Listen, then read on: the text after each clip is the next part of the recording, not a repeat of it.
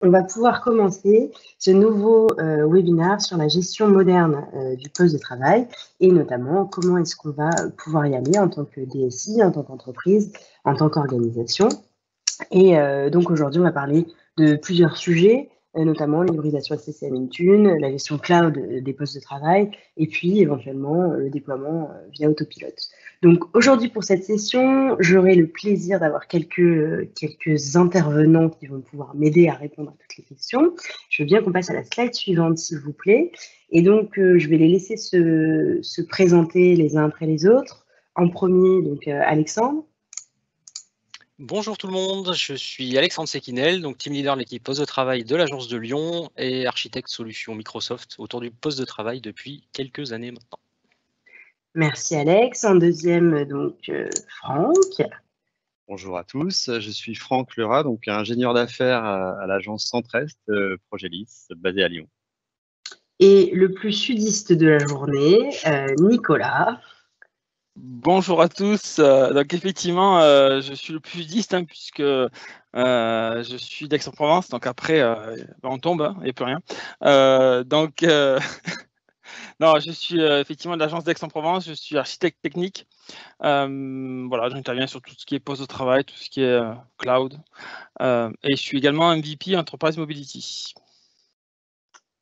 Voilà. Et au passage aussi, j'ai cru que tu étais Wim Vanguard. Et également Wim Vanguard. Voilà, pour te mousser, mais quand même, c'est assez sympa.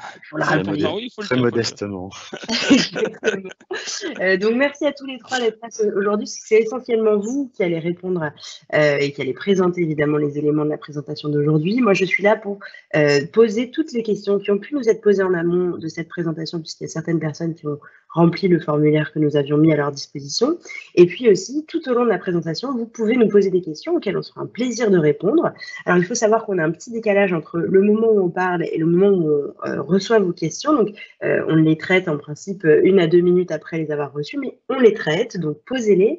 Il y a une petite boîte de conversation à la droite de votre écran où vous pouvez poser vos questions. Et j'interromprai avec plaisir mes collègues pour leur poser les questions, des plus simples aux plus difficiles. N'hésitez pas, les plus difficiles sont mes préférés. Et on devrait s'en sortir très bien aujourd'hui. Les sujets du jour, si on peut juste passer la slide suivante. Donc aujourd'hui, il y a un programme assez dense. On va essayer de couvrir des préoccupations qui nous ont été remontées et puis des choses qu'on avait envie de vous présenter également. Donc premièrement, la gestion moderne du poste de travail. Qu'est-ce que c'est, hein, petite introduction, parce qu'on a eu des personnes qui nous ont dit qu'elles participeraient sans savoir exactement ce que c'était que cette gestion moderne du poste de travail. Quelques conseils sur les étapes pour aller vers la modernisation, donc en fonction de où vous partez. Est-ce que vous êtes plutôt tout on-prem, déjà en hybridation, déjà complètement dans le cloud? Comment est-ce qu'on peut le mettre en place? Comment est-ce qu'on peut piloter des PC qui ne reviennent jamais au bureau? Ça, c'est vraiment une problématique qui a explosé avec le confinement et qui est à traiter aujourd'hui pour les DSI. Comment est-ce qu'on maintient la sécurité, comment on maintient les mises à jour sur des postes de travail qui finalement ne reviennent plus au bureau, ne reviennent plus sur le réseau local. Et puis comment aller vers le cloud à son rythme, hein, puisque l'objectif d'aller faire de la gestion moderne du poste de travail, c'est pas forcément d'y aller d'un seul coup, mais peut-être d'y aller par étapes et réussir tranquillement à atteindre ses objectifs. Donc, pour commencer, gestion moderne du poste de travail, qu'est-ce que c'est? Et pour répondre à cette question, je vais laisser la parole à Franck, qui nous fera un petit retour sur les enjeux de la gestion du poste de travail avec cette slide. Magnifique, merci Lucille. Donc, quels sont les enjeux de la gestion du poste de travail aujourd'hui? Eh bien, c'est une question qu'il faut aborder sous deux prismes. Le prisme utilisateur d'un côté et le prisme IT de l'autre, avec dans ces enjeux le besoin de pouvoir offrir aux utilisateurs le maximum de services aujourd'hui disponibles sur un poste de travail avec la simplicité comme le SSO, pouvoir se loguer sur avec un seul mot de passe login pour accéder à l'ensemble de son environnement, mais tout ça à mettre au regard avec la sécurité que doit maintenir l'équipe IT. Donc, l'enjeu est de faire la balance entre ces deux éléments, mais également sur tout ce qui va être évolutivité côté utilisateur, avec tout ce qui va pouvoir être poussé de manière automatique sur un poste de travail, comme des fonctionnalités récentes que vous avez peut-être découvert sur Windows 10, comme la timeline, qui vous permet d'avoir un historique d'une trentaine de jours sur toutes les applications et les fichiers que vous avez utilisés jour par jour. Et cette évolutivité, elle doit être quand même mise au regard du côté IT avec la conformité dans la gestion des postes de travail, d'avoir la même configuration pour l'ensemble de son parc. On parle aussi de mobilité qu'on souhaite donner à ses utilisateurs, avoir la même aisance de travail quand on est sur le réseau local de l'entreprise, mais également en déplacement, à l'extérieur, à la maison, en télétravail, avec ou sans connectivité Internet d'ailleurs. Et tout ça, côté IT, il faut aussi pouvoir en avoir la maîtrise et ne pas se laisser déborder par justement cette grande mobilité souhaitée maintenant par les utilisateurs, avec aussi, pourquoi pas, l'arrivée du BIOD pour utiliser n'importe quel type de device au travers de son organisation, mais sans gêner et perturber la maîtrise en termes de sécurité et d'organisation côté IT. Beaucoup de flexibilité est attendue aujourd'hui par les utilisateurs, pouvoir transférer les fichiers, pouvoir vraiment travailler dans toutes conditions, et ça implique une agilité côté IT pour pouvoir répondre à cette demande. Et aussi, on imagine tout autant, quand plus les parcs sont importants, et plus l'agilité doit être nécessaire côté IT. Et voilà, donc c'est les enjeux de la modernisation du poste de travail, c'est ça, c'est cet équilibre entre tous les services qu'on veut offrir aux utilisateurs et les réponses côté IT, avec cette garantie de maîtriser son environnement, de maîtriser sa gestion des postes, la sécurité, et pour que tout le monde soit heureux et à l'aise dans son organisation et dans son travail. Nickel. Merci beaucoup, Franck, pour la présentation de ces enjeux. C'est hyper clair. Alors, aujourd'hui, on parle de gestion moderne du poste de travail, et une fois qu'on a compris les enjeux, ce qu'on trouvait important, c'est de passer un petit peu de temps à vous montrer les différentes évolutions qu'il y a eu sur cette gestion du poste de travail, parce que on n'est pas directement moderne, il y a un avant et il y aura sûrement un après. Nico, peut-être pour nous parler de cette évolution? Oui, merci Lucille. Donc effectivement, on va passer d'un mode à l'autre, et on passe pas de monde à l'autre comme ça, hein. Ça nécessite effectivement certaines améliorations, certains nouveaux process qu'on doit mettre en place. Aujourd'hui, on va être principalement sur du traditionnel, voire sur du hybride. Sur le traditionnel, finalement, on va retrouver un petit peu le mode d'administration comme on a aujourd'hui dans beaucoup d'entreprises, avec effectivement de la on-premise, avec des certifiés on-premise, avec beaucoup de choses on-premise finalement. Et on va vouloir aller, alors pour plusieurs raisons, mais principalement pour une raison, c'est le fait que les utilisateurs ont de nouveaux besoins, et on doit, en tant qu'IT, répondre à ces besoins pour éviter ce qu'on appelle le shadow IT. Alors, ces nouveaux besoins, ça va être quoi? Ça va être principalement de la mobilité, du collaboratif. Et dans l'hybridation, dans l'hybride, on va retrouver quoi? Typiquement du OneDrive, du SharePoint. On va également trouver des applications SaaS. On va commencer à faire ce qu'on appelle de l'hybride à des joins. Donc finalement, mon poste de travail, je vais le joindre à la fois à mon annuaire Active Directory et à mon domaine Azure Active Directory. Et ainsi, je vais préparer finalement le passage vers le moderne. Alors, le passage vers le moderne, hormis pour des petites entreprises qui ont un système d'information assez réduit, voire tout nouveau système d'information, une startup qui se crée par exemple, qui irait directement sur du moderne. Sinon, ça va nécessiter beaucoup de temps pour passer sur du moderne, parce que on a de vieilles applications, parce qu'on a de vieux process qu'il faut mettre à jour, et tout ça, voilà, ça consomme du temps, de l'argent. Donc on ne peut pas claquer du doigt, hein, il n'y a pas de recette miracle pour passer de l'hybride vers le moderne. Le moderne aura vraiment une gestion via Intune, là où là en mode hybride, on va avoir de la SCCM plus d'Intune. On va vraiment avoir de l'accès conditionnel, du MFA, donc de la double authentification. On va avoir beaucoup plus d'applications SaaS. Alors le futur, effectivement, là on y est dans un petit moment, dans dans une dizaine d'années, je pense, où là vraiment on est vraiment full cloud, avec uniquement de l'Azure AD, du full SaaS, toutes les données dans OneDrive, dans SharePoint, post géré par Intune, avec de l'accès conditionnel, de l'authentification forte. Alors effectivement, beaucoup de clients me disent ouais, mais ça c'est dans les livres. Alors bon, j'en écris des livres, donc je peux en parler. C'est plus une projection qu'autre chose. C'est évidemment que peut-être que personne ira, certaines certains clients n'iront pas dans le futuriste parce que ils n'ont pas le besoin, parce qu'ils n'ont pas encore la maturité adéquate pour y aller. Mais c'est vraiment une projection vers le futur. C'est aujourd'hui, en fait, la gestion des postes modernes, voilà ce que ça va être dans les 10 prochaines années. Voilà. Alors après, j'ai pas de pouvoir magique, je ne sais pas lire dans le futur, donc c'est voilà, vraiment une projection que beaucoup d'archis pensent. Enfin, pour avoir discuté avec beaucoup d'archis, ils pensent un peu la même chose que moi. C'est voilà vers là où on va, là où Microsoft veut aller. Après, seul Dieu sait où on sera dans 10 ans. Et sur cette réflexion philosophique, ma foi, qui emmène cette présentation un petit peu plus loin qu'on l'espérait, hein, il faut le dire. Je pensais rester au niveau des étoiles, mais why not? Allons-y. Si on passe sur la slide suivante, tu voulais nous faire un petit focus sur la partie moderne, mais je pense que peut-être ça a été déjà présenté.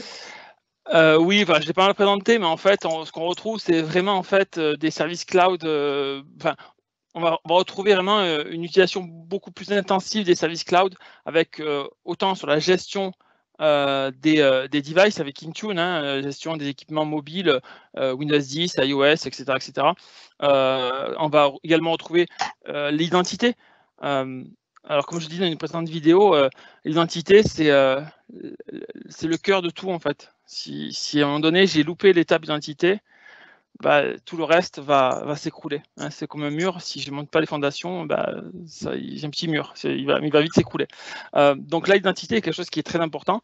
Donc on va vraiment retrouver, aujourd'hui, il y a deux grosses phases dans la gestion moderne et future, c'est vraiment l'identité et comment je gère ces devices. Parce qu'on va avoir de plus en plus d'identités à gérer, on va avoir de plus en plus d'équipements à gérer, et il va falloir trouver le moyen de pouvoir les gérer quel que soit l'endroit où se trouve l'équipement. Ok, nickel. Et donc du coup, si on se concentre, d'ailleurs on a la slide juste après là-dessus, vraiment sur la partie gestion et authentification, est-ce que tu voulais faire un focus là-dessus? Est-ce que tu veux rajouter quelque chose?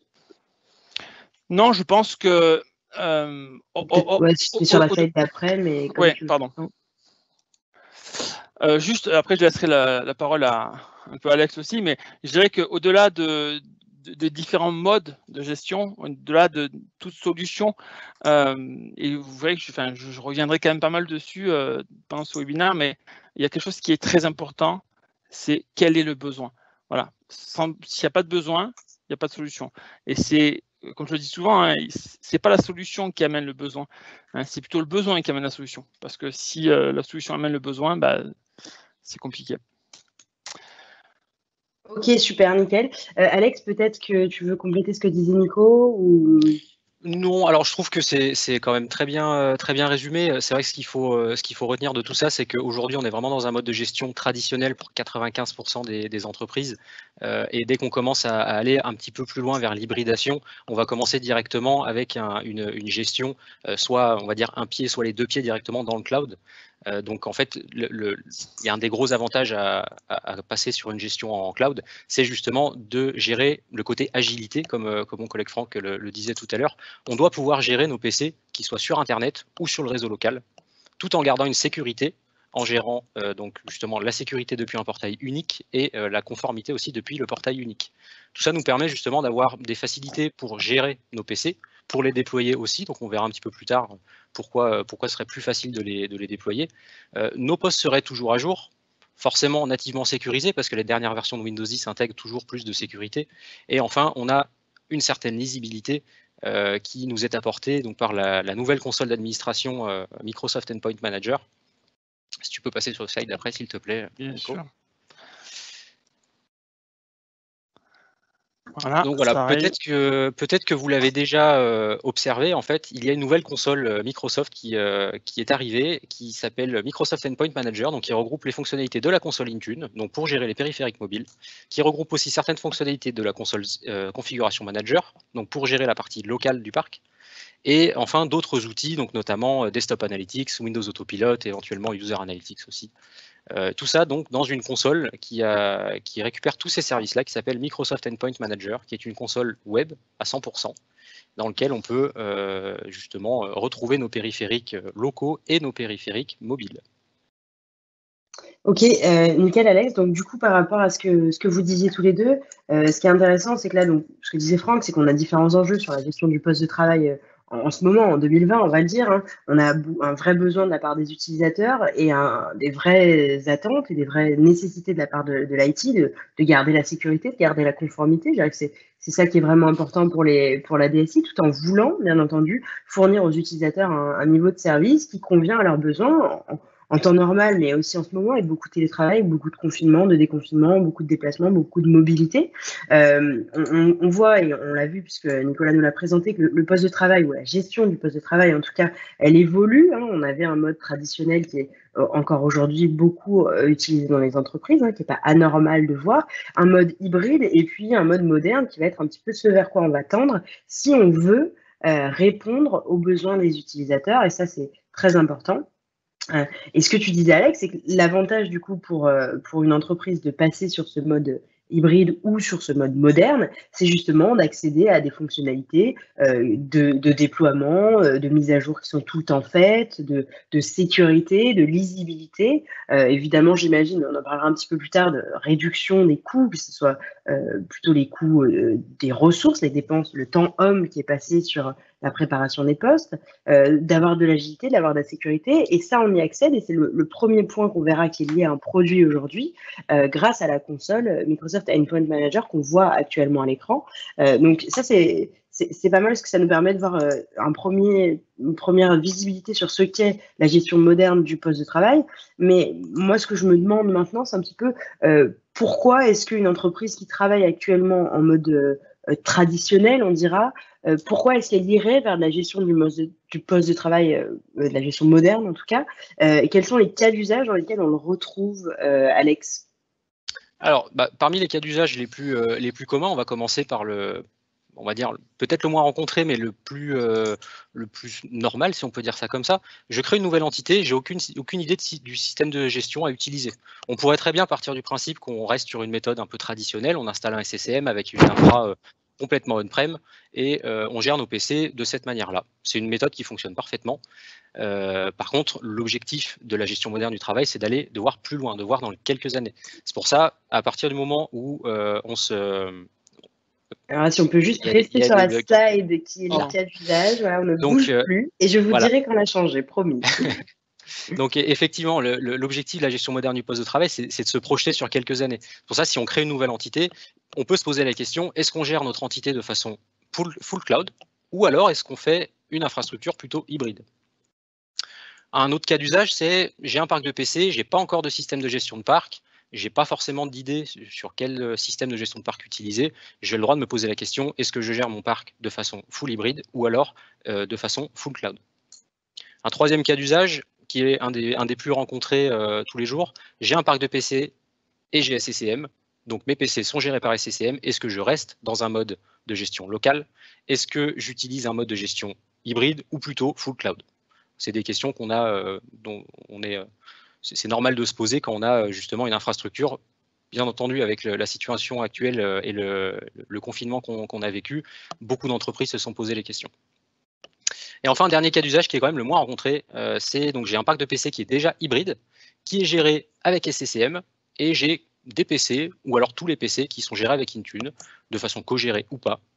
Et ma projection, c'est est-ce que je vais continuer de gérer mes PC de cette manière-là, ou alors est-ce que je passe directement sur un mode de gestion plus moderne en démobilisant mon infra SCCM et en passant tous mes périphériques sur un mode de gestion plutôt cloud. Ok, donc là, c'est ça, c'est les différents cas d'usage dans lesquels on peut voir un intérêt ou une opportunité, en tout cas, de basculer vers la gestion moderne du poste de travail. Et est-ce que tu peux reprendre pour moi, et c'est la partie juste après, Alex, les avantages, du coup, d'aller vers cette gestion du poste de travail moderne, enfin, gestion moderne du poste de travail. C'est vrai qu'il y a eu un petit débat dans la préparation de ce webinaire hein, sur le fait qu'on dise gestion moderne, gestion poste de travail moderne. C'est vrai que c'est vraiment la gestion qui est moderne, mais elle va aussi avec, j'imagine, un périphérique qui lui aussi doit se moderniser. Est-ce qu'on peut passer la slide suivante, s'il vous plaît? Voilà, donc les avantages de la gestion moderne, et on a juste après une slide qui les décrit, qu'Alex pourra commenter. Bien entendu, voilà, il y a des avantages à cette gestion moderne du poste de travail. Donc forcément, la frontière maintenant entre les PC locaux et les PC nomades, elle s'efface de plus en plus. Un des gros avantages, c'est justement de pouvoir piloter nos ressources depuis un portail web unique pour piloter nos ressources Intune et nos ressources locales. Donc la console Microsoft Endpoint Manager est capable, via un mode qu'on verra juste après le client attach, d'agir directement sur l'agent SCCM. Donc une console web va agir directement sur un PC qui est normalement géré localement. On peut bien entendu effectuer des actions à distance. Donc les actions à distance, ce serait tout à fait simplement de récupérer des stratégies ordinateurs via l'agent SCCM par exemple, ou alors même directement, si on est un petit peu plus avancé, de pouvoir faire un wipe and reset, on appelle ça, donc pour pouvoir permettre à un utilisateur qui a besoin d'avoir une nouvelle machine tout à fait propre, de déclencher ce nettoyage de machine et cette réinstallation directement depuis le portail, et la machine après va faire ce qu'on lui demande de faire. Et donc enfin, forcément, le nerf de la guerre, on peut gérer la sécurité des périphériques nomades, donc en gérant les paramètres endpoint, en gérant les paramètres Windows Update for Business, en gérant la conformité, l'accès conditionnel, le MFA, et donc tout ce que nous permet de gérer aujourd'hui la console Intune en tant que nouvelle fonctionnalité cloud, si on peut appeler ça comme ça. Ok, super. Merci Alex. Du coup, c'est assez clair. Et là, je pense que c'était important de reprendre le temps de présenter ce que c'était que la gestion moderne du poste de travail, qu'on comprenne bien les enjeux, les avantages qu'on peut y voir. Là, on va rentrer dans une logique un petit peu plus concrète, avancer vers la gestion moderne du poste de travail petit à petit. Comment est-ce qu'on fait, Nicolas, pour se diriger vers la gestion du poste de travail moderne? Donne-nous la voix un petit peu, et j'en profite avant de te donner la parole et que tu nous donnes la voix pour rappeler à toutes les personnes qui nous écoutent qu'il est possible de poser des questions. Sur la droite, vous avez un petit volet de questions auxquelles on répond, donc n'hésitez pas si vous avez des questions. Si ce que je dise, ces charmants messieurs qui nous présentent aujourd'hui des choses n'est pas clair, faites-vous plaisir et posez des questions, je les poserai. Voilà. Alors, comment se diriger vers la gestion moderne? D'abord, il va falloir définir quels sont les besoins. On va avoir potentiellement plusieurs besoins. Alors les besoins qu'on rencontre souvent, ça va être les postes à forte mobilité, qui sont plus ou moins connectés au réseau local. Les postes qui sont jamais connectés au réseau local, on peut avoir des postes industriels, on peut avoir des postes dans les hôpitaux, par exemple des postes particuliers. Donc tout ça, ce sont des besoins et on va avoir besoin de gérer ces postes et tous ces cas ça va être chaque fois des cas différents. Et chaque besoin, pour chaque besoin, on va définir les scénarios possibles. Alors, on va avoir 3 grandes familles de scénarios. Évidemment, ce n'est pas dans un slide que je vais définir tous les scénarios. Déjà parce que pour chaque client, les scénarios sont différents. Pour chaque système d'information, on va avoir des scénarios différents, mais on va retrouver ça, on va pouvoir les classer dans 3 grandes familles. Alors, soit MDM uniquement, et donc finalement, le poste est géré au travers d'un MDM comme Microsoft Intune et uniquement au travers de Microsoft Intune. Ça a été le cas sur un client sur Marseille qui gère tous ses postes Windows 10 au fil de l'eau. Donc, au fur et à mesure qu'il migre, il gère ses postes au travers d'Intune. Gestion hybride. Donc, j'ai aujourd'hui un Endpoint Manager et je me dis finalement, j'ai des postes qui se déplacent de plus en plus. J'ai des postes qui finalement sont rarement, voire jamais connectés au réseau local. J'ai besoin de les gérer, ces postes. Gérer, ça veut dire quoi? Ça veut dire tout simplement, par exemple, pouvoir déployer des applications, pouvoir déployer des mises à jour. Ça paraît tout bête, sauf que quand le poste n'est jamais connecté au réseau local, déployer une mise à jour, c'est juste abominable. Quand on n'a pas les process adéquats également. Là, on sent que tu partages un peu de vécu quand même. Exactement. Abominable, il sort. C'est dur, c'est dur. Disons que la période de confinement, on l'a vu, moi je l'ai vu pendant la période de confinement où beaucoup de clients sont venus vers nous disant comment je gère les mises à jour. Alors il a fallu les gérer, des fois à la limite de ce qui était supporté par l'éditeur pour faire en sorte que ça marche. Donc, on a essayé de jouer un petit peu avec ce qui est supporté par l'éditeur et les besoins du client, faire en sorte de rendre le service, le meilleur service possible au client et faire en sorte qu'il puisse déployer les applications, il puisse déployer les correctifs. Alors, évidemment, quand l'outil n'est pas mis en place, il faut le mettre en place et voilà, c'est jamais évident quand le poste est un peu partout, quand le poste n'est pas connecté au réseau local. Donc, on va avoir une gestion hybride, effectivement, donc avec soit Endpoint Manager plus Intune. Soit on peut se dire, finalement, non, aujourd'hui, je ne suis pas prêt à partir sur Intune pour différentes raisons. Ça peut être juste des raisons légales. Je n'ai pas le droit de partir sur un MDM parce que j'ai des règles qui me sont appliquées à mon entreprise et que je ne peux pas mettre des données ou des postes ou quoi que ce soit dans le cloud. Dans ce cas-là, on va essayer de faire plutôt une gestion interne, mais un peu plus moderne, avec par exemple d'une CMG, donc une Cloud Management Gateway. Donc c'est une des fonctionnalités d'SSM que je déporte dans Azure et je ne mets que, en fait, soit des mises à jour, soit des applications. Et donc je mets à disposition de mes postes, en fait, les mises à jour ou les postes. Donc typiquement, c'est ce qu'on a fait pendant le confinement pour un de nos clients, où il y a plusieurs milliers de postes on a mis ça pour pouvoir déployer assez rapidement des mises à jour de sécurité parce que c'est juste pas possible. Le poste n'est pas connecté au réseau local, donc il a accès à un internet non filtré. Sur le poste, il y a potentiellement des données d'entreprise. Donc ça veut dire que derrière, en fait, toutes ces données sont potentiellement peuvent être potentiellement exploités, volés, etc. Donc, s'il n'y a pas de protection, il faut essayer de sécuriser le plus possible. Il ne faut pas tomber dans l'excès, ni d'un côté, ni de l'autre, mais il faut taper au milieu. Et pour taper au milieu, il y a tout simplement, il faut suivre le bon cheminement, donc définir les besoins et trouver des scénarios qui répondent aux besoins. Et c'est ce que je disais tout à l'heure, en fait, c'est pas le produit ou le scénario qui répond qui appelle le besoin. C'est le besoin qui appelle le scénario, qui appelle le produit, en fait. Il y a tout un cheminement. Si je le prends à l'envers, au bout de 6 mois, je vais revenir, obligatoirement. Parce que le produit, il répond aujourd'hui à mon besoin, parce que j'ai fait en sorte qu'il réponde à mon besoin, mais peut-être que mon besoin est des autres et que je n'ai pas tout exploité. Et du coup, je vais devoir revenir sur ça. Et c'est dommage. Et c'est dommage. Et sur cette fin de phrase, j'en profite parce que je te connais, Nico. Je sais que si je te laisse parler, ton âme de sudiste, le poète qui nous dit que le produit passe après le besoin avant le produit, nous emmène à 15h45 et tout le monde est en retard. Donc, on va essayer d'avancer un petit peu quand même. Et il se trouve que j'ai une question qui me semble une transition parfaite pour la suite. On nous demande donc comment se fait le passage de SCCM vers cette console, Microsoft Endpoint Manager. Et donc, je vais donner la parole à mon ami Alexandre, qui va nous parler justement de comment est-ce qu'on fait pour faire l'hybridation avec une infrastructure SCCM. Et je pense qu'il va répondre à la question. Si ce n'est pas le cas, je lui reposerai la question. On va voir si c'est un dur à cuire ou pas du tout. Merci Lucille. Donc, bien entendu, ça se fait en plusieurs étapes, cette transition vers la console Intune, vers la gestion par la console Intune. Toutes ces étapes se regroupent dans un concept qui s'appelle le Cloud Attach. Le Cloud Attach, en fait, il est composé de 2 étapes. Première étape, c'est le tenant attach, qui n'est rien de plus que lier la console SCCM avec Intune, et donc apporter la possibilité à des devices de remonter directement depuis la console SCCM dans la console Intune. Tout ça nous permet donc justement d'afficher les périphériques SCCM qu'on aura choisis dans la console Intune et de pouvoir commencer à faire quelques actions dessus. Alors ces quelques actions sont quand même très limitées, on va interagir avec l'agent SCCM en termes de stratégie et ça va s'arrêter là jusqu'à maintenant. On peut aussi utiliser Desktop Analytics et bien entendu l'intégration avec Defender ATP aussi. Donc ça c'est un premier pas vers la cogestion, on va dire. Donc vers le lien entre SCCM et Intune.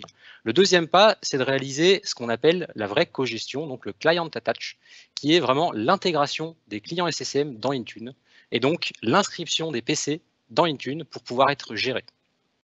Tout ça nous permet justement d'avoir sur des PC depuis la console Intune une possibilité d'action qui est quand même beaucoup plus étendue, notamment par exemple, on peut effectuer toutes les actions du client SCCM, on peut bien entendu réaliser toutes les opérations qu'Intune permet, donc déployer des applications, gérer des stratégies, voilà, on peut vraiment faire tout ce qu'on veut. On a aussi des remontées d'inventaire, matériel et logiciel, et donc tout ça nous permet d'avoir un mode de gestion qui est complètement indépendant de l'emplacement du PC actuel. Une des autres fonctionnalités intéressantes est quand même la santé, donc l'état de santé global des agents sur le parc, donc des agents SCCM. C'est très important parce qu'on a quand même pas mal de problématiques des fois où on essaie de déployer des choses sur des PC, les agents ne sont pas en bonne santé, malheureusement ça arrive, il faut trouver pourquoi ils ne sont pas en bonne santé, il y a certaines raisons, des fois, bonnes raisons, d'autres moins bonnes, mais on peut avoir un visuel très rapide sur l'état de santé des agents et donc on peut utiliser bien entendu du reporting aussi. Et enfin, bien entendu, l'accès conditionnel Donc, bien entendu, pour gérer la sécurité, il y a peu de choses qui sont mieux que l'accès conditionnel pour gérer, par exemple, des accès applicatifs ou des accès à certains fichiers. Voilà. Et du coup, Alex, par rapport à ces éléments-là de cloud attach, de tenant attach, de client attach, est-ce qu'il y a un ordre dans lequel il faut réaliser les actions si on veut mettre en place justement l'hybridation? Comment ça fonctionne? Alors, moi, je conseille toujours de commencer par le tenant attach, c'est pour se donner un petit peu une idée de ce qu'on peut éventuellement voir déjà dans la console Intune par rapport à nos clients SCCM.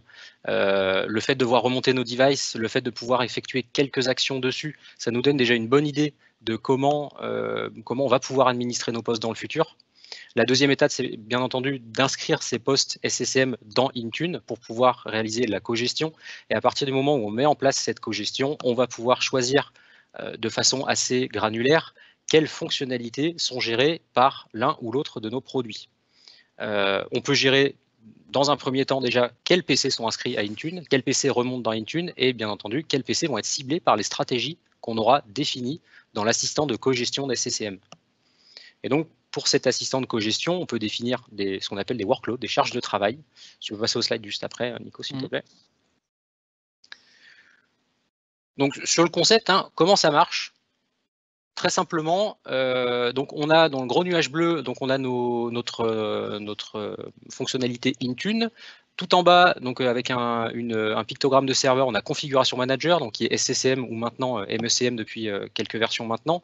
Et entre les deux, donc on a des carrés bleus, enfin un carré bleu et un rectangle vert, qui sont nos charges de travail qu'on peut associer à l'une ou l'autre des consoles.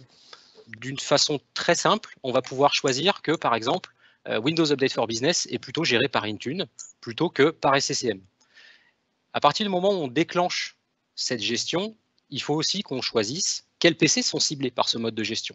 Donc en fait, on n'est pas forcément obligé de cibler tous les PC de notre parc d'un coup pour mettre en place la cogestion. On y va de façon granulaire et même pour chacune des fonctionnalités, donc chacune des charges de travail qu'on peut définir, gérées par l'un ou l'autre des outils, on pourra définir une liste de périphériques complètement différente si on a envie.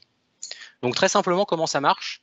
La console configuration manager est reliée avec Intune, donc via la fonctionnalité tenant attach, et ensuite via un assistant, on va pouvoir choisir avec des boutons simplement qui gère quoi comme charge de travail. Tout ça en fait va dire à l'agent SCCM présent sur le poste de travail la fonctionnalité par exemple de déploiement applicatif, je ne la gère plus, et c'est Intune qui la gère. Voilà.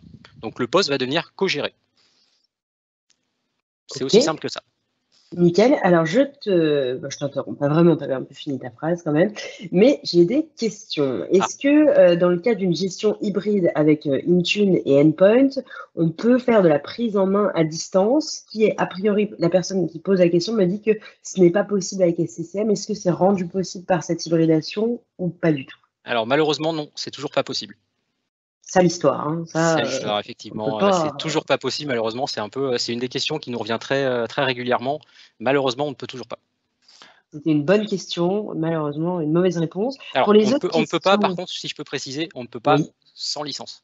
Il faut une licence, il faut faire une intégration TeamViewer qui a forcément des coûts de licence. Nativement, on ne peut pas. Voilà. Ok. Donc, c'est possible, mais avec une licence supplémentaire. En parlant de licence, j'ai pas mal de questions là-dessus. Je ne vais pas vous les poser tout de suite parce qu'on a des slides qui sont dédiés d'ici, je sais pas, ça dépend si Nico parle ou pas, partir sur 5 à 7 minutes maximum. Et en parlant de Nico, je vais lui donner la parole pour la slide suivante qui nous résume un petit peu, maintenant qu'on a compris un peu comment ça fonctionne. Si j'ai envie de mettre en place la cogestion dans mon environnement, quelles sont les grandes étapes qu'on va nous identifier et recommander à nos clients? Alors, effectivement, il va y avoir différentes étapes. D'abord, potentiellement, la mise à jour d'SCCM vers Microsoft Endpoint Configuration Manager, donc depuis la version 19.10, si je ne me trompe pas, c'est Microsoft Endpoint Configuration Manager. Aujourd'hui, on est en bien, moi, appelé MECM. Oui, exactement. MECM, c'est plutôt votre parti pris à vous, mais je pense qu'il faut être audacieux dans cette logique. Parce que je te l'accorde, allez. Donc effectivement, on va potentiellement voir pour une mise à jour d'SCCM. Alors, mise à jour d'SCCM, ça va impliquer d'autres choses parce que SCCM va avoir des prérequis.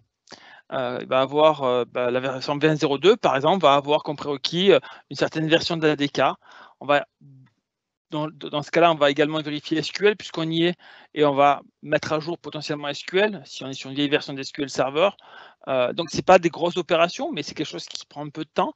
Il faut mettre à jour SCCM vers donc Endpoint Manager. Alors, concernant les builds Windows 10, les builds SCCM, pardon, tout se fait depuis la console. Hein, on n'a rien à faire. On a juste à vérifier dans les logs que tout se passe bien. Donc, une fois qu'on a mis à jour, on va juste faire nos vérifications. Typiquement, s'il y a du PXE, vérifier que le déploiement de l'OS continue à fonctionner. Voilà. Et on va par la suite basculer hein, sur la partie cloud, donc Azure AD Connect. Voilà. Typiquement, est-ce qu'il est configuré? Comment il est configuré? S'il n'est pas configuré, potentiellement le configurer. Alors, bien sûr que dans chaque phase, hein, on va en plus de faire l'opération technique, on va amener notre expérience et notre expertise au client et on va lui donner des conseils. Voilà, moi j'aurais fait comme ça, parce que si, parce que ça. Après, le client il dit OK ou pas OK. Mais chaque fois, on va essayer d'amener notre expertise et notre expérience, chose qu'on voit chez d'autres clients, ou des problèmes qu'on a rencontrés. Des fois, c'est juste des problèmes qu'on a rencontrés. On dit attention, j'ai eu ce problème-là, il ne faut pas faire ça parce que si, parce que ça. Ok, et si on revient sur les étapes concrètes? Si on voit sur les étapes concrètes, effectivement. Je te pousse un peu dans la direction, là il faut y aller. Exactement. Non, si on revient, donc une fois qu'on a fait la partie Azure AD Connect, on va pouvoir configurer l'hybridation. L'hybridation, ça va inciter quelques opérations très simples, mais il va falloir les faire, comme de synchroniser par exemple les comptes ordinateurs. Donc, potentiellement une modification d'Azure AD Connect en fonction de la configuration de la synchronisation, de vérifier certains paramètres, mettre en place des stratégies de groupe adéquates pour derrière procéder à l'hybride AD Join. Et derrière, après, configurer hein, tout ce qui est stratégie dans Microsoft Intune pour faire en sorte que les postes qui sont enrôlés finalement, qui sont inscrits maintenant à la fois dans AD et dans Azure AD, puissent récupérer les différentes stratégies. Si il y a la cogestion, bien sûr configurer la cogestion. Donc finalement, en fait, ces différentes phases qui se suivent et qui ne peuvent pas être faites avant. Voilà. Potentiellement, on va pas mettre. Elles sont dans le bon ordre, quoi. Voilà, on va faire ça dans le bon ordre. On va pas faire l'identité après Intune. On va faire l'identité et après Intune. On va pas faire la synchronisation après Microsoft Intune. Alors, on pourrait, dans le cas où vraiment on nous dit, voilà, j'ai une contrainte, bon, on va essayer, mais c'est toujours mieux de le faire dans le bon sens. Ok, sur cette belle terminaison de phrase, je prends l'opportunité parce que j'ai des questions et en plus, j'en ai plusieurs. Donc, je vais redonner la parole à Alex. Une question facile, on en avait discuté en amont. Pour quelqu'un qui voudrait mettre en place la cogestion dans son organisation, quelles sont les compétences qu'il faut avoir pour arriver à faire ces actions qui sont décrites sur la slide? Alors, bien entendu, il faut déjà connaître un minimum SCCM. Il faut connaître un minimum AD Connect aussi. Et après, on se repose bien entendu sur des briques plutôt normales d'un Active Directory qui sont les GPO, donc pour la partie enregistrement automatique des postes et hybridation. Et donc, pour la création des stratégies, comme je disais, il faut forcément des compétences sur Intune, SCCM, on va dire dans la globalité de la gestion de parc. Voilà. Ok. Ensuite, attention parce que là, c'est des questions du public et je vous préviens, on est face à des gens qui savent de quoi ils parlent. Moi-même, je ne peux pas répondre à ces questions. Tenez-vous bien. Faut-il déployer les applications sur SCCM et Intune en mode hybride ou peut-on les déployer sur l'un et ensuite répliquer sur l'autre? Alors, en fait, je me permets, Alex. Vas-y, hein, je te laisse. On va faire chacun son tour. Cette question est pour Nico, la prochaine sera pour Alex. On va avoir. Alors, quand on va mettre la cogestion, on va indiquer si on configure, si les applications, si les workloads sont déployés au travers d'Intune ou au travers de SCCM. Concernant les applications, on va avoir les applications dans Intune et dans SCCM. Mais ce sera finalement deux applications différentes. Même si les sources sont identiques, ça sera deux applications différentes. Je pourrais bien sûr utiliser des sources, repackager la source et la mettre dans Intune, hein, la déployer via Intune. Mais par contre, mon application sera soit déployée via Microsoft Intune, soit déployée via Microsoft SCCM. Mais je ne déploierai jamais l'application sur les deux. Voilà. Parce que, de toute façon, le co-management ne me laissera pas faire. Voilà. La cogestion, donc, je vais devoir j'avais une question qui est un petit peu similaire, ou en tout cas qui rejoint la première question, c'était en cas d'hybridation SCCM Intune, lequel est prioritaire? Ça dépendra de ce que j'ai configuré dans le déploiement d'application. Ça dépendra de ce que j'ai configuré dans la cogestion. Dans la cogestion, j'ai la possibilité de dire soit c'est SCCM, soit c'est Intune. soit c'est SSM, sauf pour ces postes-là, donc ce groupe de pilotes-là, où ce sera Intune qui va le gérer. Donc soit c'est un, soit c'est l'autre, donc soit c'est SSM, soit c'est Intune. Hein, donc dans la fenêtre de configuration de ma cogestion, en fait, j'ai mon workload et je vais bouger en fait le curseur SSM Intune, et au milieu, je vais avoir ce qu'on appelle pilote. Hein, donc c'est une collection d'ordinateurs, et je vais dire attention, pour ces ordinateurs-là, c'est Intune qui va gérer. Ce qui veut dire que, par exemple, je mets la cogestion. Je mets la cogestion, je suis à peine à mes débuts, je voudrais quand même tester, voir un petit peu comment ça fonctionne pour roder mes process. Je vais créer une collection d'ordinateurs. Okay, je vais dire que juste pour cette collection-là, c'est Intune qui va gérer. Et il va gérer, par exemple, tout, Windows Update for Business, les applications, les règles de compliance, etc., etc. Donc, uniquement pour ces postes-là, ça sera Intune qui va gérer. Et ce poste-là va récupérer, les postes-là vont récupérer les règles depuis Intune. Qu'est-ce qui se passera pour les autres? Ils seront dans Intune, hein, c'est pas un souci, mais les règles ne s'appliqueront jamais. Parce que dans la cogestion, j'ai dit que les postes qui sont concernés par Microsoft Intune, c'est cette collection, c'est X postes qui sont concernés. Donc les autres postes, ils verront les règles, ils verront les applications, mais ça ne se déploiera jamais. J'ai eu le cas il n'y a pas plus tard qu'il y a quelques jours, hein, dans un centre hospitalier où j'ai mis la cogestion. Une anecdote qui m'a l'air très intéressante, mais qu'on va raconter très rapidement, n'est-ce pas, Nico? Exactement. Non, j'ai eu le cas dans un centre hospitalier il n'y a pas très longtemps où en fait j'ai mis en place la cogestion. Et effectivement, hein, le client, pareil, se demandait comment ça allait se passer. Tout simplement, je lui ai expliqué, et on l'a vu en live, effectivement, que les postes dans Intune, il y avait tous les postes dans Intune, sauf que seuls les postes que j'avais configurés en mode pilote avaient récupéré les applications et les règles de compliance. Alors, par contre, ça implique que j'ai une double gestion, c'est-à-dire que j'ai une gestion dans Intune et dans SSM. Il n'y a pas de réplication entre les deux. Nickel, merci Nico. Question suivante. Ouais, c'est très bien, c'était clair, concis, tout ce qu'on aime. J'adore ça, moi. Alors, j'ai une question pour Alex que moi je juge assez difficile.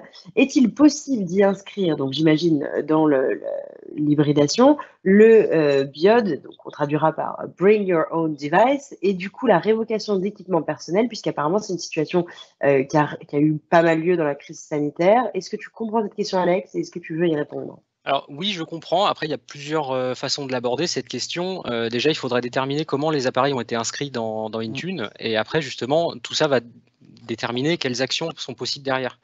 Si l'appareil a juste été inscrit dans Intune, finalement, le désinscrire sera tout à fait simple et tout à fait possible déjà. Si l'appareil a été joint à Azure AD, on pourra faire beaucoup plus d'actions. Donc, par exemple, réinitialiser le device ou alors directement supprimer les données de l'entreprise pour avoir un PC vierge, si on peut appeler ça comme ça. Donc oui, c'est possible. Fonction des qualifiages. Je me permets juste de compléter, si tu me permets, Alex. Dans Intune, on peut interdire également tous les périphériques personnels. On peut également interdire et dire, attention, je ne veux que les périphériques professionnels. Par contre, ça implique obligatoirement de l'hybride AD Join, et donc ça implique une infra un peu plus compliquée parce qu'il va falloir montrer l'hybridation entre AD et Azure AD. Voilà. Mais je peux interdire sans problème. Ça tombe bien parce que tu parles d'AD, Azure AD. Hein. J'ai une question qui nous demande, donc dans le scénario d'authentification AAD First AD, comment est-ce que ça se passe? Est-ce que les comptes sont créés dans Azure AD et synchronisés sur un AD local via AD Connect pour accéder aux ressources locales? Alors, il faut savoir déjà que la synchronisation, à l'heure d'aujourd'hui, hein, demain, je ne sais pas, mais en tout cas, à l'heure d'aujourd'hui, la synchronisation Active Directory, Azure Active Directory est unidirectionnelle, c'est-à-dire elle est uniquement de l'AD vers l'Azure AD. Est-ce que demain, j'aurai le sens inverse? Je ne sais pas. Aujourd'hui, le seul sens inverse que je peux avoir, c'est la réécriture des mots de passe qui nécessite de l'Azure AD P1 pour les comptes synchronisés et de l'Azure AD Free pour les comptes cloud. Donc voilà, je ne sais pas si je réponds à la question ou pas. Alors, la personne qui a posé la question, si ça ne répond pas, n'hésitez pas à me remettre un petit message et on complétera. Ça me semble déjà assez complet. Je voudrais remercier particulièrement la personne qui m'apprend un acronyme que je ne connaissais pas, puisqu'à la place de Bring Your Own Device, qu'on dit BIOD, on peut dire avec, amener votre équipement de communication. Merci, parce que moi qui essaye, et vous êtes tous témoins, les intervenants, de franciser les trucs, je ne savais pas, donc super, avec, amener votre équipement de communication, super. Merci, c'est plus simple à dire en plus. Oui, avec, tu t'en rappelleras beaucoup mieux que build, bring your own device. Ok, une question pour Alex. Est-ce que Intune remplace les GPO?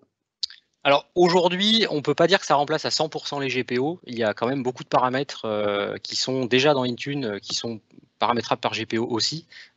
Au fur et à mesure du temps, les fonctionnalités arrivent, donc c'est qu'une question de temps, je pense. Oui.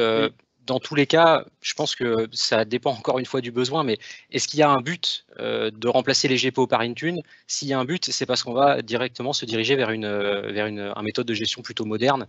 Dans un mode hybride, il faut coupler justement les GPO avec Intune pour conserver un certain niveau de sécurité quand même. Alors, je vais juste compléter, Alex, parce qu'il y a un truc que effectivement tu ne peux pas savoir, parce que moi je fais partie de la preview et c'est encore en privé de preview, donc non, il y a Alors que là, certaines. est-ce que c'est un petit moyen de nous faire passer encore une fois le message que en tant que MVP, tu accèdes à des Pas loin, éléments pas que loin. d'autres n'ont pas à portée de main? Bon, c'était Pas loin. plus ou moins subtil, mais on continuera. C'est bien placé. Non, il faut savoir je ne pourrais pas tout dire parce qu'il y a des choses qui sont encore sous NDA, mais il va y avoir de grosses améliorations au niveau des stratégies dans Intune. Voilà, ça arrive dans le prochain semestre. Donc, Normalement. non seulement tu nous fais savoir que tu vois des choses que personne d'autre ne peut voir, mais en plus, tu n'as pas le droit d'en parler. Exactement. Je laisse languir. Glorieux ce petit teasing là. Du coup, pour la peine, tu as le droit de continuer à répondre à la question de tout à l'heure sur la partie authentification, puisque la personne nous demande du coup comment se passe l'authentification AAD First AD. Comment elle se passe alors attends, comment se passe tout à l'heure, la question était comment est-ce que ça se passe? Est-ce que les comptes sont créés dans Azure AD et synchronisés sur un AD local via AD Connect pour accéder aux ressources locales? Donc, il y avait une partie de réponse qui a été donnée. Et la vraie question, c'est que du coup, si ça se passe pas réellement comme ça, comment est-ce que ça se passe quand on fait le Azure AD, First et AD? Moi, je pense qu'on aura en fait, c'est plus un mode de transition, c'est-à-dire on aura beaucoup plus d'Azure AD, d'hybride, j'y arrive, d'Azure AD Join que d'Active Directory. On va favoriser effectivement la jonction à Azure Active Directory. Et donc derrière, en fait, quand je fais de l'Azure AD Join, je fais obligatoirement une authentification Active Directory. Et j'aurai en backup, j'aurai en backup et pour certains postes, effectivement, des authentifications via Active Directory. Le mot first est effectivement peut-être mal placé et on peut comprendre autre chose. C'est plus dans le sens où on aura beaucoup plus qu'aujourd'hui. Aujourd'hui, on est sur l'hybride et on va dire qu'on a beaucoup plus d'authentification Active Directory que d'Azure AD. Parce qu'on veut quand même garder, effectivement, comme disait Alex, la possibilité d'appliquer encore des stratégies de groupe sur les postes. Dans le futur, pour moi, on aura beaucoup plus d'Azure AD Join, donc de postes Windows 10 joints à Azure AD, et beaucoup moins de postes joints à un domaine Active Directory. Voilà, plutôt, c'est peut-être moi qui ai mal tourné ma phrase, donc je m'en excuse. Mais ça me semble c'était une question difficile. On peut la classer dans les questions difficiles et tu as répondu. Donc, si ça ne répond toujours pas, n'hésitez pas à me refaire un petit message. On pourra aller un petit peu plus loin dans cette réponse, soit dans ce meeting, mais il nous reste que 12 minutes, soit en dehors. Ce sera un plaisir d'y répondre. On va donc essayer d'avancer un petit peu comme j'ai plus de questions. Juste, il y a quelqu'un d'un petit peu moqueur avec toi, Nico, hein, qui te demande un petit peu comment Dieu peut-il nous aider. On va passer à la suite et profiter du fait que le monde se moque un petit peu de toi. Je vais donner la parole à Alex.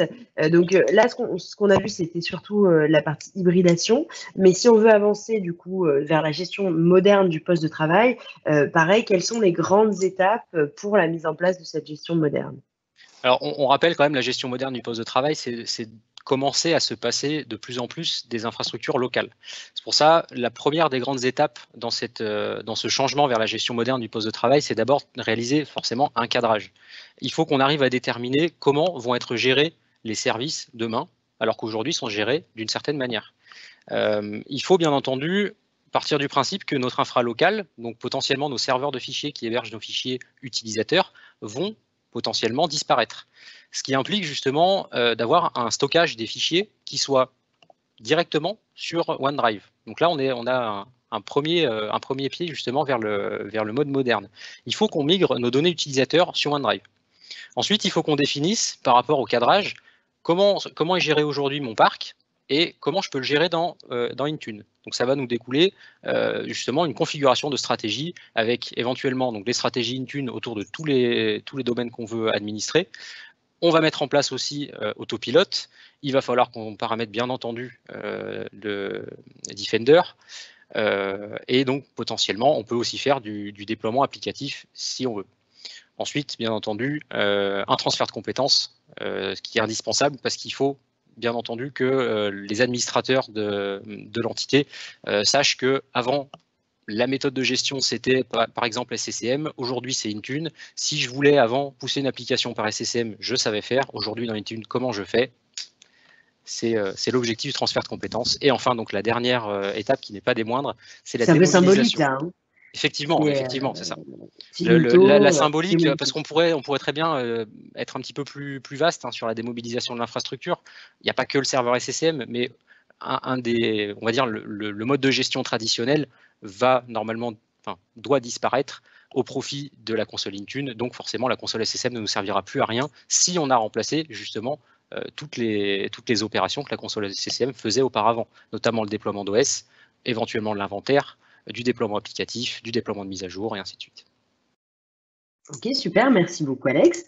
Et du coup, on va enchaîner et donner la parole, puisque je n'ai pas de questions tout de suite, mais peut-être j'en aurai dans quelques minutes et je reviendrai vers toi, la parole à Franck, hein, qui est ici représentant de notre équipe commerciale lyonnaise. Merci beaucoup Franck. Quelle licence pour la gestion du poste de travail? C'est une question qui nous a été posée dans le chat. Hein. Ça donne aussi une idée des coûts que ça peut représenter de migrer. On t'écoute sur cette partie. Alors, les licences nécessaires pour les utilisateurs dans cette approche gestion moderne du poste de travail et principalement dans une optique de cogestion. Alors, ce qu'il faut savoir, c'est que déjà, il y a un grand nombre d'entreprises qui possèdent SCCM, donc et depuis le 1er décembre 2019, si vous avez déjà des licences SCCM, elles intègrent d'office la licence Intune, donc qui va permettre la cogestion. Mais sinon, vous avez les bundles. Alors, on se focalise sur les bundles entreprises avec le pack Microsoft 365 décliné en 3 niveaux, avec le 5, bien évidemment, le 3 et cette licence qui s'appelle maintenant M365 F3, qui permet de répondre aux mêmes besoins que ces deux grandes sœurs, mais pour ce qu'on appelle les first line workers, c'est-à-dire une population qui n'est pas forcément équipée de PC, de laptop. Et donc, cette licence n'embarque pas de clients lourds, mais a les mêmes fonctionnalités que les deux précédentes. Et ça peut permettre de répondre et d'étendre ce procédé de cogestion à l'ensemble des utilisateurs, hein, donc les first line workers, qu'on appelle les first line workers sont des personnels de terrain, donc ça peut être du personnel de santé, des infirmiers qui n'ont pas de poste unique, mais qui partagent un poste à plusieurs dans un service, ou des personnels de terrain de chantier, ou voire de lignes dans les usines, de lignes de production également. Mais ça peut aussi s'adapter à un environnement, à des journalistes par exemple. Voilà, donc ça, ce sont donc le pack le plus complet qui est un bundle qui intègre tout ce qui est nécessaire, donc y compris bien sûr avec Office 365 et la licence de poste de travail Windows 10, mais toute la brique de sécurité qui permettra de mettre en place la cogestion. En dessous, vous avez EMSE5, hein, qui est Entreprise Mobilité Service, décliné en deux niveaux, E3 et E5, qui est la brique de service et de mobilité qui vient compléter, par exemple, une organisation qui aurait des licences de type Office 365, donc qui viendrait compléter ce bundle. Alors bien évidemment, les bundles sont étudiés au cas par cas pour voir ce qui est le plus rentable en termes financiers, hein, d'avoir soit le bundle complet, soit EMS plus d'autres niveaux de licence. Et puis sinon, en standalone, vous avez la possibilité de souscrire à la licence Intune et qui de fait inclura également SCCM qui permettra la cogestion oui, c'est vrai que c'est un peu la nouveauté de la fin d'année 2019, c'est l'intégration de Intune dans SCCM et de SCCM dans Intune, aussi du point de vue des licences, qui permet aux personnes étant déjà équipées de licences SCCM d'accéder à ces fonctionnalités Intune. Ça, c'est vrai que c'est un game changer, si on peut se dire. Non, je ne suis pas américaine, donc c'est un point qui va faire la différence pour de nombreux clients qui sont déjà très bien équipés. Juste après, on avait Peut-être que tu l'as dit rapidement, Franck. Très rapidement, ouais, c'est juste pour faire un focus sur le bundle Microsoft 365, hein, qui est la licence entreprise la plus complète du. Alors, si on peut passer la slide. Ouais, si on peut passer la slide juste après. Monsieur du Sud, avec une très belle chemise aujourd'hui. Donc, le bundle qui est le plus complet dans la gamme des licences Microsoft, puisqu'il intègre bien évidemment tous les services de la suite Office 365 avec les différents niveaux, selon si vous souscrivez à le 5, le 3 ou le F3, la licence Windows 10 et toute la brique de sécurité Enterprise, Mobility plus Security. Voilà. Si tu me permets juste, je voudrais compléter, Franck, un truc. Alors, ça concerne que les hôpitaux, parce que c'est un accord au CIH. Il faut savoir que les hôpitaux, au travers de CIH, peuvent avoir, alors c'est assez nouveau, donc je n'ai pas tous les détails, mais peuvent avoir de l'Azure AD Premium kiosque pour 5 € par an et par utilisateur. Oui, alors voilà, ça c'est des tarifs qui sont négociés dans le cadre du marché de licence CIH, très spécifique pour les adhérents au marché CIH, donc qui sont forcément, comme c'est la centrale de l'informatique hospitalière, hôpitaux ou EHPAD ou autres établissements de santé, qu'ils soient privés ou publics. Ce sont des tarifs qui sont très négociés, très spécifiques. Si on passe d'ailleurs sur la slide juste après, parce qu'on voulait donner un titre indicatif, les pricing sur les modules Microsoft 365 E5 en intégralité, hein, donc pas comparable du tout avec ce que tu mentionnais juste avant, qui est l'AD Premium en kiosque dans le cadre du CIH. Mais donc, à titre indicatif, les packages de Microsoft 365 sont annoncés au tarif qui s'affiche à votre écran tout de suite. Voilà. Donc, alors, voilà, juste pour conclure sur cette slide, le budget des bundles est relativement conséquent, bien évidemment, mais l'arrivée du F3 permet, avec un allègement du fait de ne pas proposer de client lourd, et de pouvoir étendre cette suite à un plus grand nombre de collaborateurs au sein de son organisation. Merci. Alors du coup, j'ai une question qui est peut-être on va la donner à Alex, parce que je pense qu'il va bien répondre à cette question. Donc, une personne qui nous écoute et qui nous demande, aujourd'hui, nous avons une gestion du poste traditionnel et nous avons l'outil SCCM. Doit-on forcément passer par l'hybride avant de passer en moderne? Est-ce que ça représenterait moins de coûts, mais plus de risques?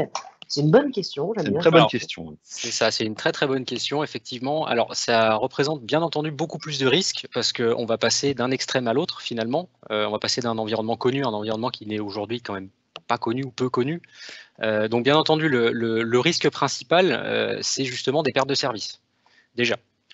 Il y a un autre risque qui est forcément un coût d'investissement parce que si on a déjà SCCM, logiquement, on peut se poser des questions, pourquoi pas aller directement vers du moderne. Le moderne va quand même impliquer beaucoup de choses, notamment des démobilisations de serveurs, donc du temps pour préparer les démobilisations de serveurs. Il va falloir préparer aussi justement la cohabitation entre les périphériques modernes et des applicatifs qui potentiellement sont un peu obsolètes. Ça arrive partout. Donc, disons que il n'y a pas forcément de bon chemin, ça dépend vraiment de la maturité des personnes décisionnaires de tout ça. Si les personnes sont vraiment conscientes de l'avantage qu'Intune peut leur apporter, on va dire que la gestion moderne directement peut leur apporter, on peut y aller, toujours en faisant bien entendu un cadrage, et ça va être un cadrage quand même très précis parce qu'il faut lister aujourd'hui les fonctionnalités faites par l'infra locale et trouver un équivalent sur une infra qui n'est plus locale justement. Donc le cadrage va être très très important. C'est possible, mais c'est risqué. Super. Donc du coup là, il est 14h58. On a encore le temps. Nous, on avait noté quelques questions qui nous ont été posées en amont auxquelles on va répondre, mais on a aussi le temps, on va peut-être un petit peu déborder. Mais si vous avez d'autres questions, c'est vraiment le moment de nous les poser pour qu'on puisse y répondre pendant cette session. Donc n'hésitez pas, posez-les maintenant. Et je vais poser la première qu'on s'était posée en amont. Alex, c'est toi qu'on voit, donc ce sera toi qui réponds pour celle-ci. Comment est-ce qu'on peut, et c'était un peu le sujet global de la présentation, mais j'aime bien qu'on finisse aussi sur une question qui a du sens. Comment est-ce qu'on pilotait efficacement des PC qui ne reviennent jamais au bureau? Je dis qu'il y a du sens parce que c'est une question très pragmatique. C'est une question justement qui reprend à peu près tout ce qu'on a dit jusqu'à maintenant. Comment piloter efficacement les PC qui ne reviennent jamais au bureau? Aujourd'hui, la méthode la plus simple, c'est de les piloter depuis Internet. Pour les piloter depuis Internet, il faut qu'ils soient gérés soit en full Intune ou soit en mode hybride. Ça, disons que c'est la base. Après, tout dépend de ce qu'on veut piloter dessus. Est-ce qu'on veut piloter des déploiements de mise à jour? Est-ce qu'on veut piloter du déploiement applicatif? Est-ce qu'on veut faire de la prise en main à distance? Et on revient sur ce que Nico disait, on a besoin de connaître le besoin, en fait. Et justement, le besoin va apporter le produit qu'on va mettre en face. La méthode la plus simple de gérer ces périphériques nomades, si on peut appeler ça des périphériques nomades, c'est justement de piloter tout ce qu'on peut piloter directement par Internet, ce qui nous permet de ne plus être tributaire d'un lien VPN ou du Direct Access ou n'importe quel autre lien direct entre l'entreprise et le PC. Très clair, merci beaucoup Alex. Alors du coup, est-ce qu'on peut passer à la slide suivante où on a une deuxième question qui sera plutôt pour Nico parce que je sais qu'il aime bien tout ce qui est sécurité, hein, faut pas déconner non plus, n'est pas Vim Vanguard et MVP, Enterprise Mobility Security Preview et tout ce que tu veux. Et écrivain, hein, parce qu'il l'a dit aujourd'hui, il écrit des livres hein, quand même. Comment est-ce qu'on gère la sécurité dans le cadre de l'hybridation? Vraie question. C'est une très bonne question. Pour moi...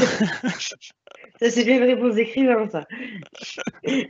Non, c'est une bonne question. Pour moi, en fait, il faut coupler. Dans le cas de l'hybridation, on va coupler, en fait, différents scénarios. On va effectivement associer toute la partie on-premise par les GPO, par WSUS, par l'antivirus. Alors, je parle produit, hein, ce qui est assez exceptionnel chez moi, parce que j'aime bien plutôt parler besoin, mais on va parler produit. On va donc utiliser la sécurité qu'on a on-premise avec les différentes solutions que l'on a en place. Ça peut être un CIEM, ça peut être un AD Audit Plus qui vient auditer les logs. Voilà, donc on a différentes solutions on-premise déjà pour toute la partie on-premise, mais si on s'arrête là, on a loupé une grosse partie. Pourquoi? Parce que ce n'est pas les postes on-premise finalement qui me dérangent le plus, c'est des postes qui sont souvent connectés en dehors du réseau local, qui reviennent dans mon réseau local et qui potentiellement peuvent avoir récupéré des tas et des tas de choses. Et donc, je vais venir en fait associer à mes sécurités déjà mises en place on-premise, donc des solutions cloud telles que ATP, telles que Cloud of Security, telles que EMS, donc toute la suite EMS avec les MFA, avec plein de choses. J'ai plein de fonctionnalités dans EMS qui me permettent finalement d'assurer une sécurité à l'extérieur, Identity Protection finalement, qui me permet de faire en sorte que si jamais il y a un risque, en fait, je sois averti directement et puis derrière les accès conditionnels qui vont pouvoir jouer. Je dirais qu'il faut vraiment une combinaison des deux en fait pour faire en sorte que la sécurité soit optimale. Mais surtout, et ça je le croise souvent, il faut arrêter avec des comptes qui ont des droits très élevés et opter vraiment pour la sécurité, pour un compte avec des comptes à moins de privilèges et limiter les privilèges au maximum. Pourquoi? Parce que mon compte est compromis. Dans beaucoup d'entreprises, en fait, si certains comptes sont compromis, toutes les portes sont ouvertes. Et je le croise fréquemment. Voilà, que ce soit public ou privé, hein, voilà, je le croise fréquemment. Des comptes qui ont des droits très élevés, voire des fois même des comptes qui sont utilisés tous les jours pour relancer Outlook, pour accéder à ses mails, accéder à Internet. C'est juste catastrophique. Il faut essayer de limiter le plus possible, en fait, déjà l'ouverture. Les fenêtres de piratage. Voilà.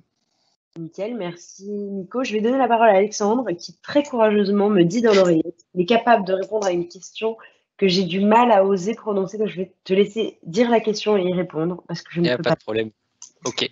Alors on a une question qui nous demande donc même en Azure AD P1 P2 le sens est donc on-premise vers Azure AD impossible. Alors attends. Je reprends bien la question. Donc, impossible de Azure vers on-premise, sauf les mots de passe. Est-ce que c'est bien cela? Donc, effectivement, aujourd'hui, peu importe l'abonnement qu'on a, P1 ou P2, il y a un sens de communication, c'est du local vers Azure. Il y a cependant deux exceptions. Donc, comme évoqué, les mots de passe, il y a une réécriture de mots de passe en local. Et la deuxième exception, c'est ce qu'on va appeler le device write-back, donc la réécriture de périphérique. Là, on est vraiment dans un cas un petit peu plus entre le moderne et le futuriste, si on peut appeler ça comme ça. Pourquoi? Parce qu'en fait, on va se reposer sur une inscription à AD, mais en mode offline. Donc, une réécriture de device depuis Azure vers l'Active Directory local. Et donc, pour ça, justement, il y a certaines fonctionnalités qui sont aujourd'hui en place, notamment par le biais d'autopilote, Malheureusement, aujourd'hui, Autopilot ne permet pas de joindre un périphérique à un domaine local depuis n'importe où sur Internet. C'est pas encore en place. Ça arrive, c'est arrivé là. Effectivement. Ça arrive. Attention, on a le mot du MVP là. Attention. Là, Voilà. attention, c'est du sérieux. MVP, une petite question pour toi. Oui. Un serveur AD sur le cloud est-il obligatoire ou toute la gestion peut se faire via des consoles web? Alors non, Azure AD Connect, en fait, on n'a pas de serveur AD, c'est vraiment, la gestion se fait au travers d'une interface web, d'ailleurs, de aad.portal.azure.com. Par contre, on aura besoin obligatoirement, et en tout cas aujourd'hui, d'un Active Directory. Pourquoi? Parce que il y a deux sources possibles pour notre Azure AD, c'est soit des comptes cloud, soit des comptes Active Directory. Mais si c'est un compte Active Directory, donc un compte synchronisé, il y a obligatoirement besoin d'un Active Directory. Alors cet AD peut être soit dans Azure. Alors attends, parce que tu me dis, si on a un Active Directory, on est obligé d'avoir un Active Directory, ça n'est pas très clair. Pardon, si on veut, excusez-moi, si on veut synchroniser ces comptes, excusez-moi, c'est moi qui me suis un peu vite. Si on veut synchroniser les comptes et donc finalement avoir une identité uniforme à la fois dans le cloud et on-premise, alors effectivement, on sera obligé d'avoir un AD et l'AD sera géré on-premise via la console Active Directory et en Azure AD au travers du portail Azure, enfin portail Azure AD. Après, on va pouvoir également, et ça peut répondre à certains cas, avoir des comptes full cloud et dire finalement, je décorrèle en fait les identités on-premise et cloud. C'est quelque chose que je croise rarement, je l'ai croisé il n'y a pas longtemps, mais voilà, moi je suis pas fan, mais on va décorréler en fait les deux identités et on va vraiment avoir une identité pour on va dire tout ce qui est on-premise, fichier, etc. et identité cloud pour tout ce qui est Office 365, SharePoint, etc., etc. Alors le gros inconvénient, c'est qu'on a 2 mots de passe et 2 comptes. Voilà. Aujourd'hui, on essaye vraiment. C'est catastrophique. Vous savez que je suis toujours la voix des utilisateurs, moi, et là, je le sens mal, cette histoire. Non, c'est catastrophique. Aujourd'hui, on essaie vraiment de centraliser l'identité. Aujourd'hui, en fait, l'identité est au milieu de tout, en fait. C'est la première brique qu'on installe, elle est au milieu de tout, et elle va venir, en fait, agréger, en fait, toutes les différentes solutions, que ce soit des solutions SaaS, des applications, des solutions on-premise ou autres. Enfin, voilà. Et on essaye de faire en sorte que ce soit la même identité. Ok, merci Nico pour cette réponse. Une dernière question qui est sur la dernière slide et ensuite on va tous se libérer en ayant un petit peu débordé, mais c'est la passion qui prend le dessus, c'est ça le problème. Alex, donc du coup, dernière question pour toi. Et Nico, au maximum, on va essayer de ne pas compléter sur sa réponse pour pouvoir finir cette conférence, même si je sais que tu aimes bien ça. Donc, on avait une personne qui nous a posé une question en amont, une personne qui, je pense, travaille dans une collectivité locale, ou en tout cas un organisme public, et qui nous demandait la projection à 5 ans en achat one-shot, donc plutôt en budget d'investissement, et en abonnement annuel, donc plutôt en budget de fonctionnement. On peut répondre à cette question, mais je pense que c'est important de le prendre de manière un petit peu plus large et de manière globale. Si on va se projeter à 3 ou à 5 ans, donc dans le long terme, sur ce type de mécanisme d'hybridation ou de gestion moderne du poste de travail, quels sont les coûts de licence, d'investissement, mais aussi quelles sont les économies qu'on peut réaliser en termes de temps homme sur ce type de problématique? Donc effectivement, c'est une question qui est un petit peu difficile à répondre parce qu'il faut l'aborder sur plusieurs aspects. Déjà, le coût en achat one-shot, officiellement, si aujourd'hui il y a déjà une infra SCCM, il y a très peu, voire pas du tout de coût d'investissement sur les licences déjà. Ensuite, en coût de fonctionnement, il faut bien garder à l'esprit que plus on va avancer vers un mode de gestion plutôt moderne, moins on aura d'infrastructures à gérer. Ça veut dire qu'on va avoir une baisse de coûts de maintien en condition opérationnelle des serveurs aujourd'hui. Au niveau des licences, ce qu'il faut bien savoir, c'est que, bien entendu, aujourd'hui, si on a SCCM, on a la licence qui permet de faire de la cogestion. Si jamais on n'a pas SCCM, il faut bien entendu investir dans une licence qui couvre le service, soit cogestion, soit la gestion moderne du poste de travail, donc la gestion par Intune. C'est pour ça que c'est un peu compliqué de répondre, de faire une vraie projection à 5 ans, parce que déjà tout dépend de là où on part et tout dépend de là où on veut arriver. Est-ce que tu veux compléter quelque chose, Nicolas? Nico, allez, c'est la dernière chance de compléter. Il est sympa, Alex, t'as vu qu'il te laisse compléter et tout. C'est énorme. Beau. Non, c'est je le vois. Ce team play là. Non, je pense ce qu'il a dit est vrai. Voilà, il y a le coût humain. Il ne faut pas oublier le coût humain parce qu'on a souvent tendance effectivement à voir le coût des licences, le coût du matériel, mais oublier le coût humain qui peut être énorme. Le coût, s'il y a besoin d'expertise aussi, de faire venir des experts, ce qui peut également avoir un coût qui peut ne pas être négligeable. Donc, je pense qu'il y a tout ça à prendre en compte, sachant que quand je vais dans le cloud, j'ai certains coûts que je n'ai plus, comme le coût de mise à jour des serveurs, la gestion des serveurs, le stockage, etc. etc. Ok, alors, super. Si je peux peut-être juste compléter une petite chose qui est. Attention, ça complète. Ouais, alors c'est juste en une petite seconde, c'est un truc qui est quand même assez important à savoir. Le coût de fonctionnement d'Intune, c'est-à-dire la gestion d'Intune par le web, il implique, à part des coûts de licence, pas grand-chose. C'est-à-dire on n'a pas besoin d'acheter, par exemple, du stockage pour stocker nos applicatifs sur Intune. C'est une application en mode SaaS, donc on n'a pas de stockage qui est associé à cette application. La seule restriction qu'on va avoir, c'est que si par exemple on a une application qui est quand même assez volumineuse, elle ne doit pas dépasser 8 gigas. Mais c'est la seule restriction qu'on a. Donc on peut packager toutes les applications qu'on veut, on n'a pas de limite de stockage sur ces applicatifs. Alors moi j'ai une super question qui va très bien finir cette présentation de la part d'une personne qui nous suit.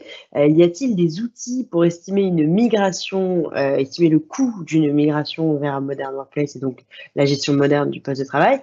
Moi, j'ai l'impression qu'il n'y a pas d'outils. Il y a un Alexandre, un Nicolas et un Franck et d'autres personnes dans nos équipes, mais est-ce que vous connaissez un outil qui permet de faire ce type d'estimation?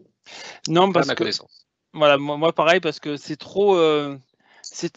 Un parc informatique, il bouge. Un parc informatique, il est différent d'un client à un autre, et ça voudrait dire qu'on a un outil qui sait en fait, qui est assez intelligent pour passer d'un client à un autre. Donc non, complètement pas. Enfin, il y a que le cerveau humain. Après, on se fait un plaisir de le faire pour les personnes qui en ont le besoin, j'imagine. Exactement, Franck, exactement. tu seras le premier à répondre là-dessus, mais Bien entendu. bien entendu que voilà, si on a un besoin, il faut pas hésiter à nous contacter après cette présentation et on pourra regarder en détail dans votre environnement quelle pourrait être la fourchette de budget que ça représente ou les coûts de licence. Voilà, on est là pour ça aussi, hein, les équipes Progélis sont formées pour vous accompagner sur vos choix de licensing, sur vos choix d'infrastructure, et essayer de trouver avec vous la solution la plus optimisée budgétairement et en temps homme aussi. Voilà, sur cette belle présentation. Si personne n'a envie de compléter sur la complétion de la complétion, je vous propose, messieurs, de passer sur la dernière slide. Je vais vous dire à tous les trois un grand merci pour ce webinaire que j'ai eu plaisir à commenter avec vous. Et à toutes les personnes qui nous ont écoutés aussi, merci et à très bientôt, j'espère. Merci à tout le monde. Merci à tous. À bientôt. Au revoir. À bientôt. Au revoir. Au revoir. Au revoir.